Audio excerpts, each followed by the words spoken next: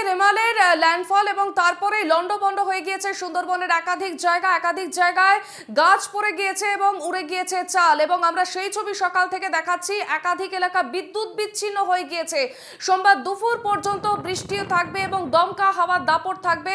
নিচু এলাকার নদী বাঁধ ভেঙে জল ঢুকছে। কুলতলি, ক্যানিং, গোসাবা, বসিরহাটেও ঝড়ের প্রভাব। 1,10,000 মানুষকে নিরাপদে সরানো হয়েছে দক্ষিণ 24 পরগনায়।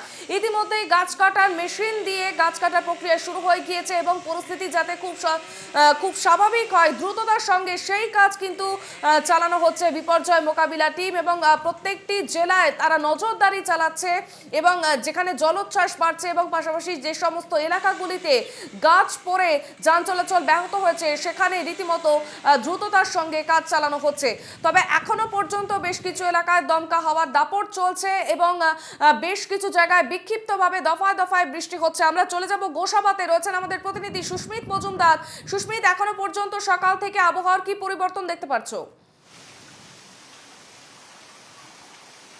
দেখো, আবহাওয়ার কিন্তু খামখেয়ালিপানা উত্তরোত্তর বেড়েই চলেছে। অর্থাৎ সকালবেলায় আমরা দেখেছিলাম যে ঝোড়ো হাওয়া বইছে, বৃষ্টি একেবারেই নেই বলা চলে, কিন্তু বেলা গড়ানোর সঙ্গে সঙ্গে বৃষ্টির ভ্রুকুটি কিন্তু হচ্ছে। অর্থাৎ ব্যাপক বৃষ্টি হচ্ছে বাইরে, তোমাকে বলতে পারি, এবং একই সঙ্গে কিন্তু ঝোড়ো হাওয়ার দাপট কিন্তু আবারও বাড়ছে। অর্থাৎ প্রতি মিনিটে বলা যেতে পারে আপডেট হচ্ছে। অর্থাৎ প্রত্যেক মুহূর্তে কিন্তু একই রকম আবহাওয়া থাকছে না। যে আমরা গতকাল দেখেছি শুধু হাওয়ার গতিবেগ সেটা কিন্তু বেড়েই চলেছিল, কিন্তু আজকে কিন্তু পুরো খামখেয়ালিপনা। তার কারণ সকালের দিকে একেবারেই বৃষ্টি ছিল না, হাওয়া ছিল, ঝোড়ো হাওয়ার ছিল, ও সেই গতিবেগ কিন্তু অতি কম ছিল। 30 থেকে 40 কিলোমিটার, কোথাও কোথাও 25 কিলোমিটার, কোথাও 20 কিলোমিটার। তবে এই মুহূর্তে বলা যেতে পারে ঝোড়ো হাওয়ার দাপট আরো বেড়েছে। অর্থাৎ এখন এই মুহূর্তে ঝোড়ো হাওয়ার দাপট রয়েছে, অর্থাৎ 25 থেকে 30 কিলোমিটার পার আওয়ার গতিবেগ রয়েছে, এবং একই সঙ্গে বৃষ্টিপাত হচ্ছে। তার কারণ তুমি জানো যে এই সুন্দরবন গোসাবা অঞ্চল, এখান থেকে নামখানা, ক্যানিং, এই গোসাবা সমস্ত অঞ্চল যেগুলো নদীমাতৃক এলাকা বলে চিহ্নিতকরণ করা হয়েছে, এবং প্রত্যেক বছর বন্যা বা আয়লা, আমফান আর ইয়াস বিভিন্ন জায়গা থেকে শিক্ষা নিয়েছে। অর্থাৎ যে প্রশাসন তারা শিক্ষা নিয়েছে, তারা জানেন এরকম ধরনের প্রাকৃতিক বিপর্যয় যখনই হয় ক্ষতিগ্রস্ত কোন কোন জায়গাগুলো হয়, বা এই ল্যান্ডফলের পরে যেই রাস্তা দিয়ে এটা যাওয়ার কথা। প্রচুর মানুষকে তাদের ঘর থেকে অন্য জায়গায় অন্যত্র সরিয়ে নিয়ে যাওয়া হয়েছে। সেক্ষেত্রে যে সমস্ত জনবসতিপূর্ণ এলাকাগুলি ছিল সেই জায়গাগুলোর কি পরিস্থিতি? দেখো, একেবারে আমি তোমাকে যেমনটা বলছিলাম যে এই বিভিন্ন যে ঝড়গুলো এখান থেকে বয়ে গিয়েছে, আয়লা, আমফান, ইয়াস, ফণী, বিভিন্ন ঝড়, এবং সেই জায়গায় যারা ক্ষতিগ্রস্ত হয়েছিল বা যেই এলাকাগুলোতে ক্ষতিগ্রস্ত হয় তাদের কিন্তু পূর্বেই সেখান থেকে শিফট করে দেওয়া হয়েছে, তাদের নিরাপদ স্থানে নিয়ে চলে যাওয়া হয়েছে। প্রায় 1,10,000 লোককে নিরাপদ জায়গায় নিয়ে যাওয়া হয়েছে, এবং যেই জায়গায় ক্ষতিগ্রস্ত হওয়ার কথা ছিল ও সেই জায়গাগুলোতে কিন্তু ঝড়ের দাপটে কোথাও গাছ পড়ে গিয়ে রাস্তা বন্ধ হয়ে গিয়েছে। গতকাল রাত্রে সারা রাত ভর এনডিআরএফ এর টিম তারা রাস্তা কেটে, গাছ কেটে রাস্তা পরিষ্কার করে দেওয়ার চেষ্টা করেছে। কোথাও কোথাও টিনের চাল পড়ে গিয়েছে, কোথাও কোথাও প্রাচীর পড়ে গিয়েছে। তবে এখনো পর্যন্ত হতাহতের খবর সেরকম ভাবে পাওয়া যায়নি। তার কারণ তোমাকে যেমনটা বলেছিলাম যে প্রশাসন তারা কিন্তু তৎপর, তারা প্রাথমিকভাবেই তারা জানতেন যে এই জায়গাটা থেকে ল্যান্ডফল হওয়ার পরে এই রাস্তা দিয়েই এই ঝড় যেতে পারে, এবং এই এলাকাতে ঝড়ের গতিবেগ, ঝোড়ো হাওয়ার গতিবেগ কোথাও হতে পারে। অর্থাৎ যেই সমস্ত এলাকাগুলোতে গতিবেগ 90 কিলোমিটার, 80 কিলোমিটার পার আওয়ার ছিল, ও সেই জায়গাগুলো থেকে কিন্তু যেগুলো দুর্বল বাড়ি রয়েছে যেগুলো, সেই ক্ষেত্র থেকে তাদের সরিয়ে নেওয়া হয়েছে, এবং সেই যাতে তাদের কোনো ক্ষয়ক্ষতি না হয় সেই দিকটা নজরদারি করার জন্যই কিন্তু প্রশাসন বাড়তি তৎপরতা নিয়েছে, এবং তাদের আগে থেকেই সরিয়ে দেওয়ার ফলে কোনো রকম হতাহতের খবর কিন্তু আমাদের পেতে হয়নি। তবে বেশ কয়েকটি বাড়ি পুড়ে পড়ে গিয়েছে, এমনটা, মাটির বাড়ি পড়ে গিয়েছে এমনটাই খবর রয়েছে, এবং কয়েকটি বাড়ির চালা উড়ে গিয়েছে এমনটাও খবর রয়েছে। এবং তোমাকে বলে রাখি, মূলত এই এলাকায় নামখানা, সুন্দরবন, গোসাবা, এই এলাকা কিন্তু মূলত যোগাযোগের মাধ্যম একমাত্র বোট। সেই বোট পরিষেবা কিন্তু গতকাল সকাল থেকেই বন্ধ হয়ে গেছে।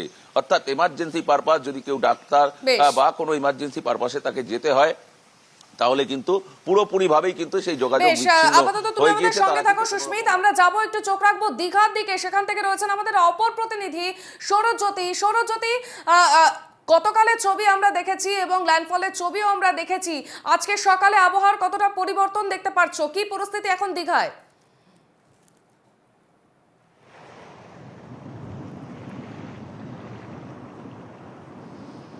দেখো, কাল মধ্যরাতের রেমেল ল্যান্ডফল করবার পর কিন্তু এখনো সম্পূর্ণরূপে কিন্তু প্রকৃতিকে নিয়ন্ত্রণ করা যায়নি। আমি এই মুহূর্তে দীঘার ছবিটা দেখাচ্ছি।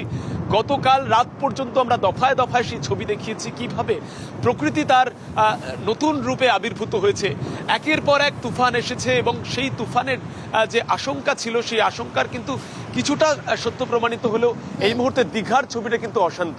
একেবারে বঙ্গোপসাগরের মাঝামাঝি একটি অবস্থানে আমি এই মুহূর্তে রয়েছি। আমার ঠিক পিছনেই সমুদ্র এবং তুমি দেখতে পাচ্ছ সমুদ্রের পরিস্থিতি কিন্তু এখনো উত্তাল এবং দমকা ঝোড়ো বাতাস তারও কিন্তু যথেষ্ট প্রভাব রয়েছে। সকাল থেকে মুষলধারে বৃষ্টি হচ্ছে, বিশেষ করে উপকূলবর্তী জেলাগুলোতে। সেখানে বৃষ্টিপাতের পরিমাণ কিছুটা বাড়লেও এই মুহূর্তে পূর্ব মেদিনীপুরের যেই অঞ্চলে আমরা দাঁড়িয়ে রয়েছি দীঘা, এখানে বৃষ্টিপাত কিছুটা শান্ত হয়েছে, বৃষ্টি কিছুটা ক্ষান্ত হয়েছে, ধরেছে, কিন্তু এখনো পর্যন্ত দমকা ঝোড়ো বাতাস সেটা কিন্তু চলেছে এবং এই পরিস্থিতি আগামী 24 ঘন্টাতেও একই রকম থাকবে।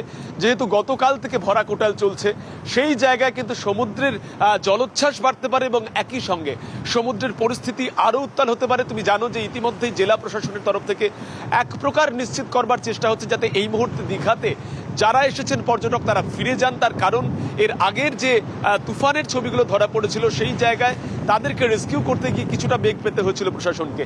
এই মুহূর্তে একেবারে সমুদ্রের মাঝামাঝি একটি অবস্থান থেকে আমরা সেই ছবি তুলে ধরছি। সমুদ্রের পরিস্থিতি কিন্তু এখনো পর্যন্ত উত্তাল এবং তার সঙ্গে দমকা ঝোড়ো বাতাস ল্যান্ডফলের পরে রেমেলের প্রভাবে যেটা উপকূলীয় অঞ্চলগুলিতে শুরু হয়ে গিয়েছে সেটা কিন্তু এখনো পর্যন্ত চলছে দীঘাতে। অর্পিতা। বেশ সৌরজ্যোতি, আমরা ইতিমধ্যেই দেখতে পাচ্ছি যে তুমি যেখানে রয়েছো সমুদ্রের একবারে সামনেই, এবার জলোচ্ছ্বাস আরো তীব্র হয়েছে এবং যেমনটা আমরা বুঝতে পারছি যে ঝড়ের যে দমকা হাওয়া, সেই হাওয়া এখনো পর্যন্ত চলছে।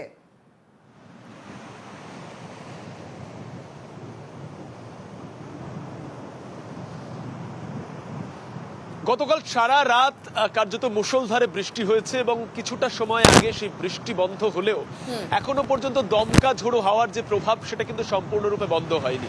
তুমি দেখতে পাচ্ছ যে সমুদ্রের পরিস্থিতি যথেষ্টই অশান্ত এবং আগামী কয়েক ঘন্টায় আবার নতুন করে জলস্ফীতি হতে পারে এমনটা আবহাওয়া দপ্তরের তরফ থেকে জানানো হচ্ছে, প্রশাসনের তরফ থেকেও জানানো হচ্ছে। যে জায়গায় দাঁড়িয়ে রয়েছি এই মুহূর্তে তুমি দেখতে পাচ্ছ কোনো ট্রলার নেই।